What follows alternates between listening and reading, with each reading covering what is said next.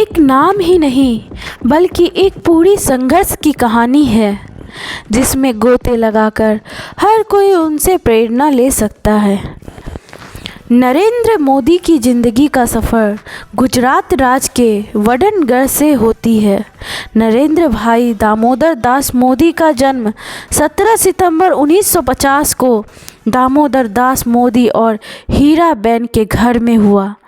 तब उस समय कौन जानता था कि बेहद साधारण गुजराती परिवार में जन्म लेने वाला छोटा बालक एक दिन देश का प्रधानमंत्री बनेगा। यहाँ पर प्रधानमंत्री नरेंद्र मोदी के संघर्ष की कहानी आपसे साझा कर रहे हैं। मोदी का बचपन काफ़ी गरीबी और परेशानियों में बीता। बताया जाता है कि मोदी वडनगर के जिस घर में रहते थे वो काफ़ी छोटा हुआ करता था। खपरेल मकान में 1.5 कमरे के घर में नरेंद्र मोदी अपने माता पिता और भाई बहनों के साथ रहते थे।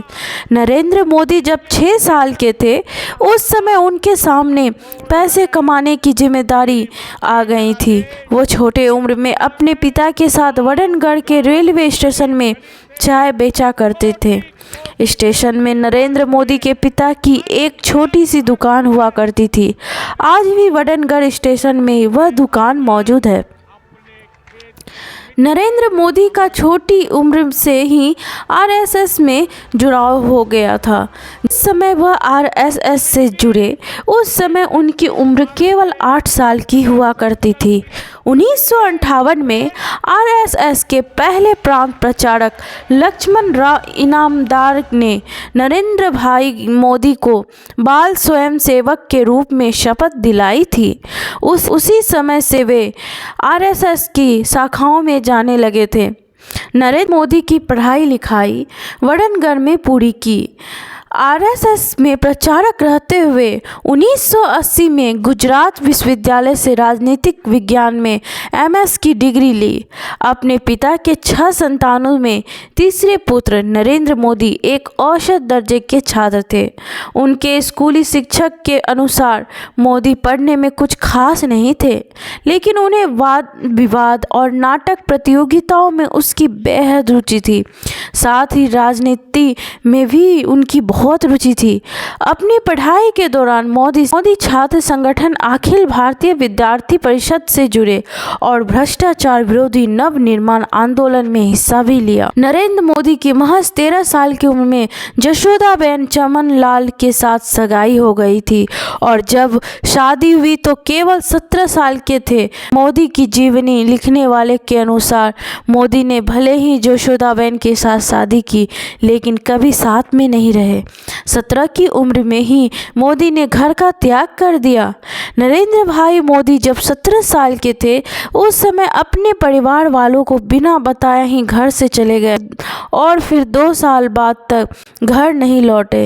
इस दौरान उन्होंने भारत की यात्रा की, देश के धार्मिक केंद्रों का दौरा भी किया। 1969 या 1970 में नरेंद्र मोदी वापस गुजरात लौटे। फिर 1971 में आरएसएस के पूर्णकालिक कार्यकर्ता बने। जब देश में पहले इंदिरा गांधी के कार्यकाल में 1975 में आपातकाल लगा था तब उस समय नरेंद्र मोदी भी उन शीर्ष नेताओं में शामिल थे। ज्ञातावास में समय गुजारना पड़ा था। 1971 में आरएसएस के पूर्णकालिक कार्यकर्ता बनने के बाद नरेंद्र मोदी 14 साल तक देश भर में भ्रमण कर आरएसएस के लिए काम किया। सक्रिय राजनीति में आने से पहले मोदी आरएसएस के प्रचारक रहे। फिर 1985 में उन्होंने भाजपा ज्वाइन कर लिया। नरेंद्र मोदी 7 अक्टूबर 2001 को गुजरात के मुख्यमंत्री बने। फिर लगातार 14 साल तक सीएम पद पर बने रहे। इस दौरान उन्होंने गुजरात को देश के टॉप राज्यों में शामिल कर लिया। आज भी मोदी के गुजरात मॉडल की चर्चा की जाती है। 22 मई 2014 तक मोदी गुजरात के मुख्यमंत्री रहे। नरेंद्र मोदी भाजपा ज्वाइन करने के बाद कई पदों पर काम किए। 1988 से 89 में उन्हें भाजपा की गुजरात इकाई का महासचिव बनाया गया। जब पूर्व उप प्रधानमंत्री लाल कृष्ण आडवाणी ने सोमनाथ अयोध्या रथ यात्रा की थी, उस समय नरेंद्र मोदी ने अहम भूमिका निभाई थी। उसी समय में से मोदी की पहचान बड़े नेताओं में होने लगी। हालांकि मोदी के लिए 2001 का साल टर्निंग पॉइंट वाला रहा। उस साल गुजरात में विनाशकारी भूकंप आई थी, जिसमें 20,000 से अधिक लोगों की मौत हुई थी। राजनीतिक दबाव के कारण गुजरात के तत्कालीन मुख्यमंत्री केशुभाई पटेल को इस्तीफा देना पड़ा था और उनकी जगह पर नरेंद्र मोदी को पहली बार गुजरात का मुख्यमंत्री बनाया गया था। मोदी भी शायद इसी की प्रतीक्षा में थे। उन्होंने उसके बाद फिर पीछे मुड़कर नहीं देखा। साल 2012 आते आते नरेंद्र भाई मोदी का कद इतना बड़ा हो गया कि उन्हें प्रधानमंत्री पद के उम्मीदवार के रूप में पार्टी देखने लगी थी। गुजरात को शीर्ष राज्यों में शामिल कर प्रसिद्धि प्राप्त कर चुके नरेंद्र मोदी को बीजेपी ने प्रधानमंत्री पद का उम्मीदवार बनाया। उनके नेतृत्व में बीजेपी ने प्रचंड जीत दर्ज कर केंद्र में बहुमत की सरकार बनाई। 2014 में नरेंद्र मोदी देश के 14वें प्रधानमंत्री बने। फिर 2019 में भी उन्होंने शानदार जीत दर्ज कर बहुमत के साथ केंद्र में दोबारा प्रधानमंत्री बने। तो कैसी लगी आपको ये कहानी? अगर अच्छी लगी हो तो प्लीज़ इस चैनल को लाइक करें, सब्सक्राइब करें और शेयर करें। और हाँ, हमें कमेंट्स में बताएं कि आपको ये कहानी कैसी लगी।